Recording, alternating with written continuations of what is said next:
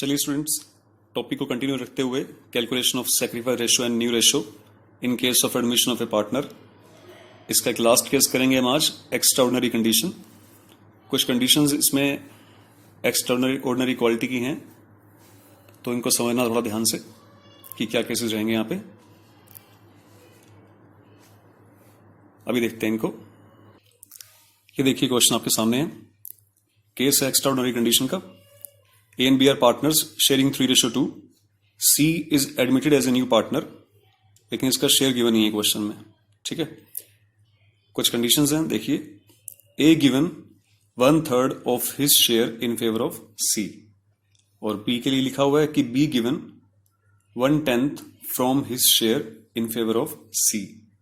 ध्यान दीजिए डिफरेंस कहाँ है। जो सुपर स्पेसिफिक कंडीशन थी उसमें भी कुछ कुछ ऐसा ही था, लेकिन वो सेम नहीं था। वहां पे था दोनों तरफ ऑफ हिज शेयर। यहां पे है ऑफ हिज शेयर और ये है फ्रॉम हिज शेयर। ये डिफरेंस है। कई बार एग्जाम में आता है और हम जल्दबाजी में ऑफ हिज शेयर से ही दोनों पार्ट सोल्व कर देते हैं, तो क्वेश्चन गलत हो जाता है। तो ध्यान से देखिए, इसीलिए इसको एक्स्ट्राऑर्डिनरी कंडीशन में रखा गया। सोल्व कैसे करना है, लाइन को समझिए फिर इजिली सोल्व हो जाएगा। देखिए, ए कह रहा है कि उसने 1/3 of his share in favour of C surrender किया है। ए की बात करते हैं। ए के पास है 3/5 शेयर फॉर्म में। ठीक है, वो कह रहा है कि उसने अपने शेयर का 1/3 यानी कि 3/15। ध्यान रखिएगा, ये कट सकता है लेकिन आपने काटना नहीं है इसको एज इट इज रखिए, आप सही रहेंगे। आप 3/15 शेयर सी की फेवर में सरेंडर किया है। बी ये कह रहा है, बी कहता है कि 1/10 फ्रॉम हिज शेयर। उसने अपने शेयर में से 1/10 शेयर उसको दे दिया, अपने शेयर का 1/10 शेयर नहीं दिया है। तो बी ये कह रहा है कि उसने 1/10 शेयर सी को दे दिया। That's all. तो सी के पास टोटल शेयर कितना आया, इनका एडिशन कर लेते हैं। 3/15 प्लस 1/10। ठीक है, इसका एलसीएम कर लेते हैं। एलसीएम इसका आ जाएगा, एलसीएम रहेगा इसका 30। ये आ जाएगा 6 + 3 = 9/30। It is the share of C. ये सी का शेयर आ गया हमारे पास। ठीक है, ये हुआ पहला स्टेप। अब बारी आती है कि सैक्रिफाइस रेशियो क्या रहा। तो सैक्रिफाइस रेशियो निकाल लेते हैं। ये सैक्रिफाइस शेयर है तो इनसे सैक्रिफाइस रेशियो निकल जाएगा। सैक्रिफाइस शेयर को अगर हम साइड बाय साइड रखेंगे तो यहां से सैक्रिफाइस रेशियो निकल जाएगा। इनका भी एलसीएम ले लेते हैं। एलसीएम 30 आएगा, 6 और यहां रहेगा 3, यानी कि 6:3। इसे दोबारा काटते हैं, यानी कि 2:1। It is a sacrifice ratio. अब बारी है न्यू रेशियो कैलकुलेट करने की। तो देखते हैं, फॉर्मूला सेम था, old minus sacrifice is equal to new. A की अगर हम बात करें तो ए के पास ओल्ड कितना था, 3/5। सैक्रिफाइस कितना किया इसने, 3/15। ध्यान रखना, ये रेशियो है, ये शेयर है। शेयर लिखना है आपको यहां पे। Old share minus sacrifice share is equal to new share आएगा। 2/3 नहीं लिखना यहां पे, ये रेशियो है। ठीक है, बी की बात करें तो 2/5 माइनस सैक्रिफाइस कितना किया इसने, 1/10। एलसीएम लेते हैं यहां पे। एलसीएम इसका आएगा 15। 9 - 3 6/15। इसका एलसीएम लेंगे तो आएगा 10। 4 - 1 3/10। और सी को आप लोगों ने कितना दिया था, 9/30। एक काम करते हैं, डिनोमिनेटर 30 बनाने की कोशिश करते हैं तीनों का। 30 बनाने के लिए डिनोमिनेटर को, क्योंकि हम मैक्सिमम डिनोमिनेटर 30 है तो 30 बनाते हैं। 2/2 करते हैं, यहां पे 3/3 करते हैं। ठीक है, क्योंकि नीचे 30 बन जाएगा। ये हो जाएगा 12/30। ये हो जाएगा 9/30। ये 9/30 है ही। तो अब ए, बी और सी का न्यू रेशियो हमारे सामने आ चुका है। 12:9:9 कट सकता है अभी ये कॉमन फैक्टर से जी। 3 3 = 9, 3 3 = 9, 3 4 = 12। It is the new ratio. ये हमारे सामने न्यू रेशियो आ गया, न्यू रेशियो। ठीक है। एक्स्ट्राऑर्डिनरी कंडीशन में ही एक कंडीशन और देखिए आप, ये देखिए, A and B are partners sharing 3:2. C is given 1/4 share and admit into the firm as a new partner.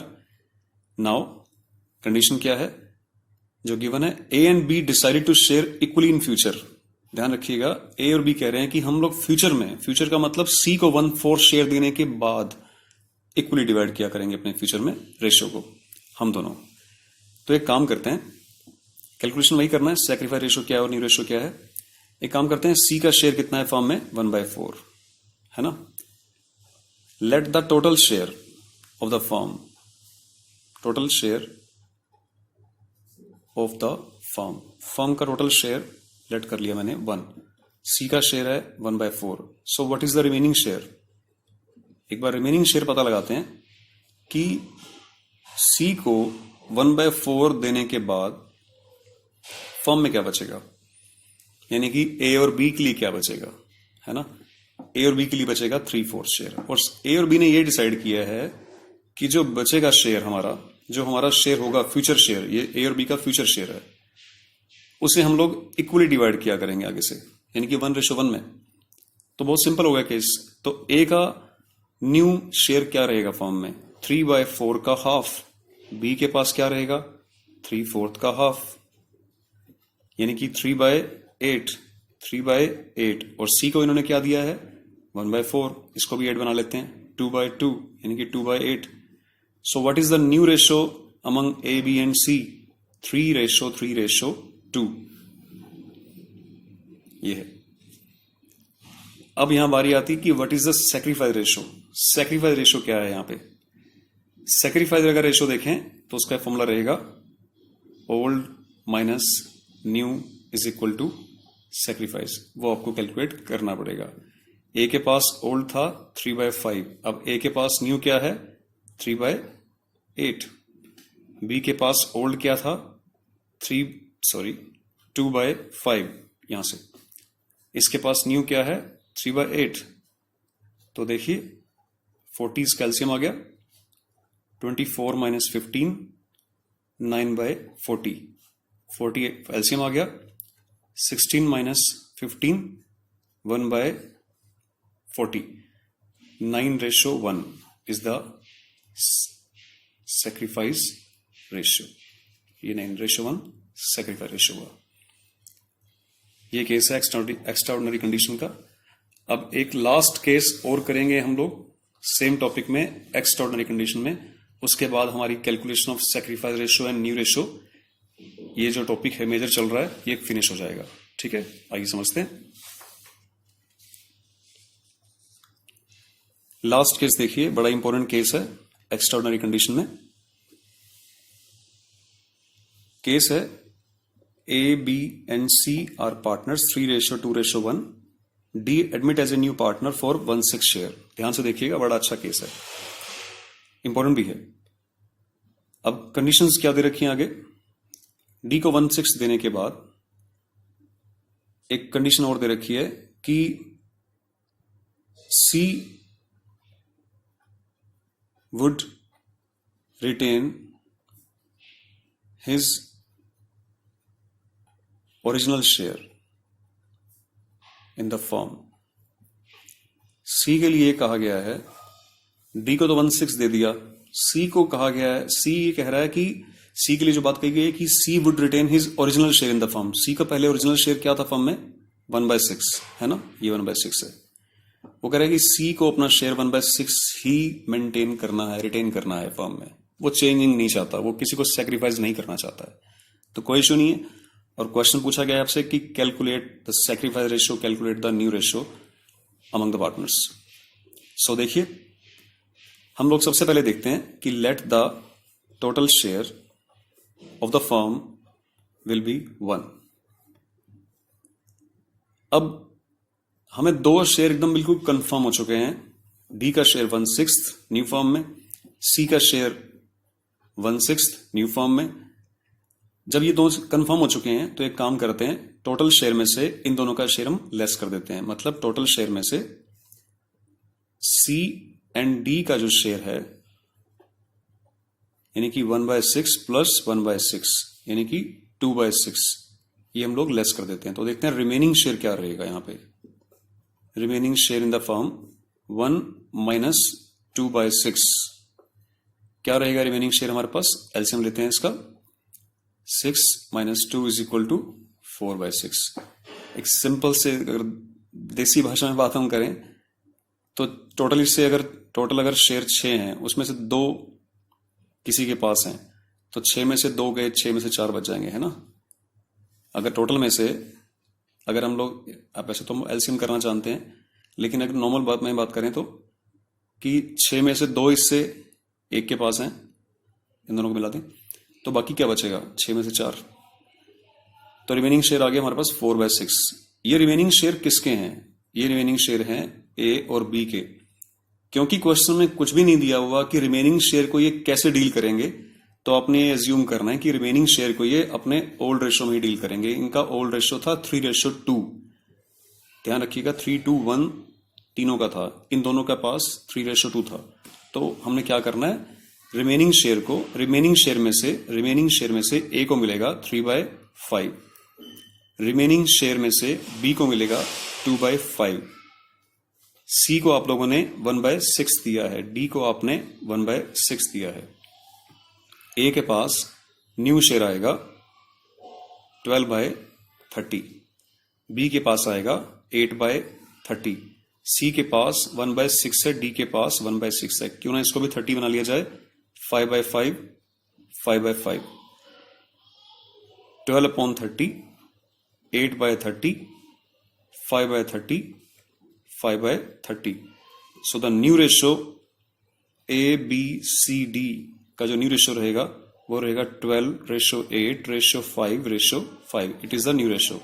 इनमें कोई भी कॉमन फैक्टर नहीं है, तो ये न्यू रेशो है। अब अगर आपको सैक्रिफाइस निकालना है तो आपको फॉर्मूला अप्लाई करना पड़ेगा, old minus new is equal to sacrifice.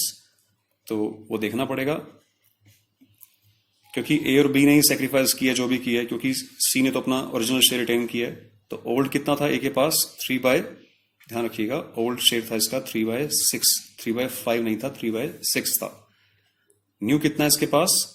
New है 12/30। बी के पास ओल्ड कितना था? 2/6। न्यू कितना है इसके पास? 8/30। तो यहां से इनका सैक्रिफाइस रेशियो निकल जाएगा। पहले सैक्रिफाइस शेयर निकलेगा, फिर सैक्रिफाइस रेशियो निकलेगा। पहले सैक्रिफाइस शेयर निकालते हैं।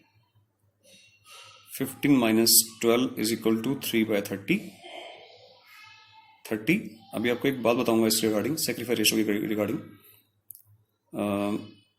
कैलकुलेशन करने से पहले मैं गेस लगा रहा हूं कि 3:2 आना चाहिए सैक्रिफाइस रेशियो, फिर भी देखते हैं।